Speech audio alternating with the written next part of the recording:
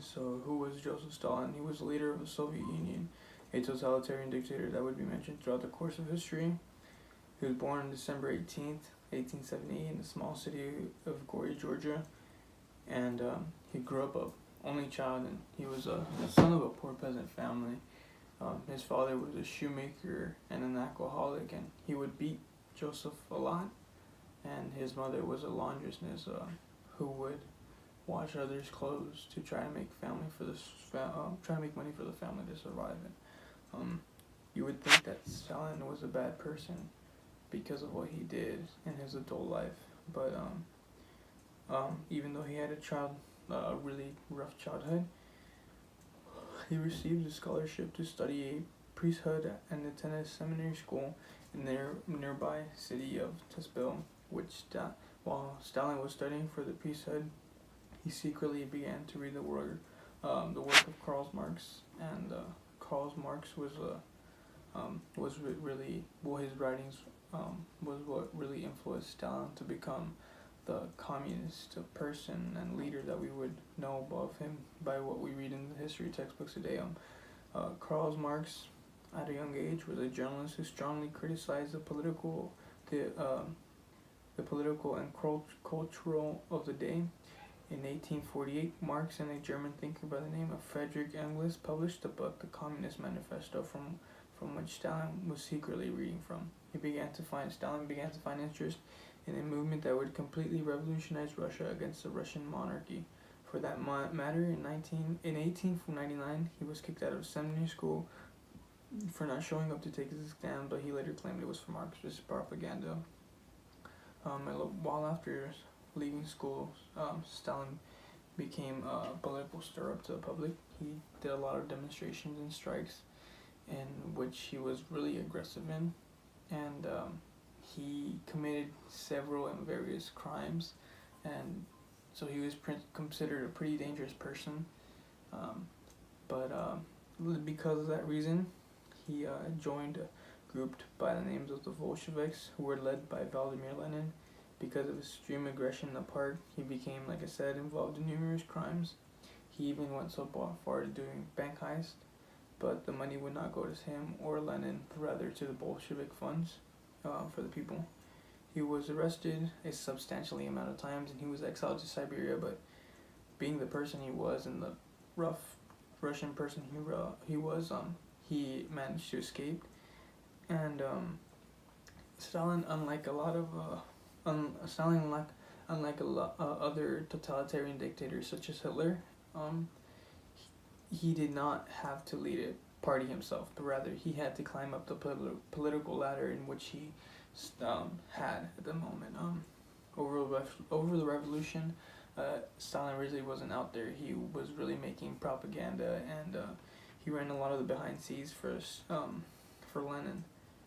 His power kept growing and growing until he eventually got a bit over to Lenin's side, and a while after, Lenin caught a stroke, and while resting from his stroke, he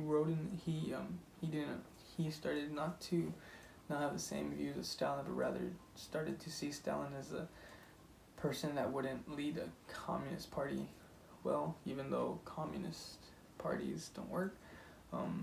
He wrote in the testament saying Stalin was too rude and coarse to be an effective leader of the party. However, Stalin used his power to block out Lenin's testament, and nonetheless to say, in January 21st, 1924, less than 2 years later, Vladimir Lenin died, and Stalin was able to do anything he wanted and control with his powers. Living through his ruling was a really rough time. He took into action what he called 5-year plans, which became the first of many that were only supposed to be, I believe 3 or 4 or 5 of them. 5-year plans were methods of economic growth over limited periods through the use of quotas. The first 5 years were creating large agricultural communities that would feed the growing industrial state, but to Stalin's surprise, they did not grow at all. Sadly, the cost was not much for Stalin, but rather the Russian people, who were forced to give up private land in which they owned, and did not even receive anything from which they grew. Historians estimate as many as 10 million people died as a result of cultivations and the famines caused. Um, while many continued to do uh, many continued to do so as well. In 1934, he used his power to take out the old Bolsheviks, which he viewed as enemies that would rise up to him. So Stalin had the idea that anyone that doesn't agree with his current ideas of what while he was ruling was basically an evil person that had to be executed or taken out or sent to the gulags because he thought that they might be able to take over his power and change whatever plans he had. The gulags were a system of Soviet prison camps in the northern regions of Russia and Siberia. So I'm guessing it was pretty cold.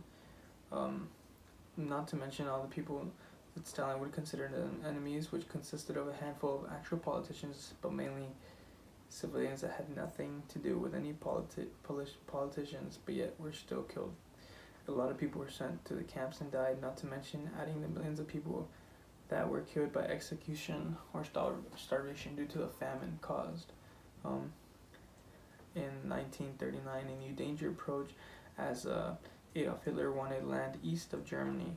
Stalin hoped that by dividing up Poland between the two nations, it would make Hitler a bit more calm, but Hitler didn't really like that, and during the summer of 1941, right after Germany took over France, Hitler tried to attack the Soviet Union. Surprisingly enough, they caught up to him, and the Soviet Union, they caught him, and the attack went very good for the Germans, and they made it all the way to Moscow before the Russian winter settled in.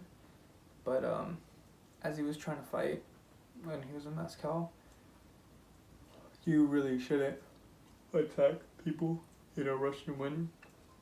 And so a lot of Germans suffered high casualties, and a lot of the German soldiers died.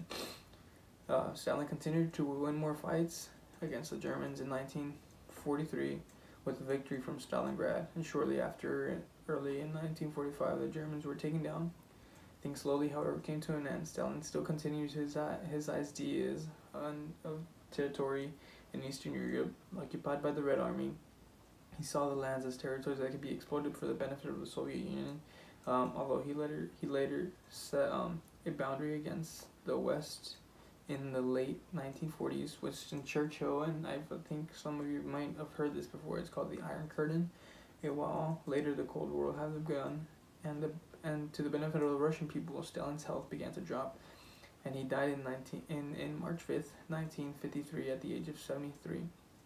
From what we believe, Stalin, from what we know, Stalin was a really corrupt leader. He grew up.